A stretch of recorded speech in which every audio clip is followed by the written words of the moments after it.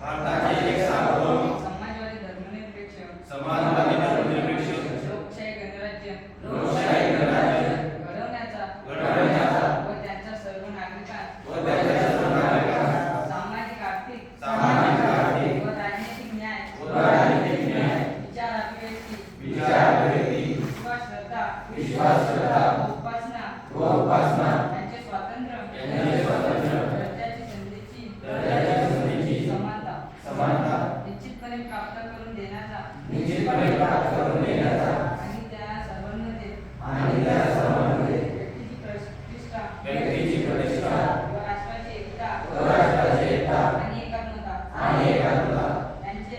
आश्वासन देणारी बंधुता प्रवर्धित करण्याचा संकल्पपूर्वक निर्धार करून आमच्या संविधान सभेत आज दिनांक 26 नोव्हेंबर 1949 रोजी याद्वारे हे संविधान अंगीकृत आणि अधिनियमित करून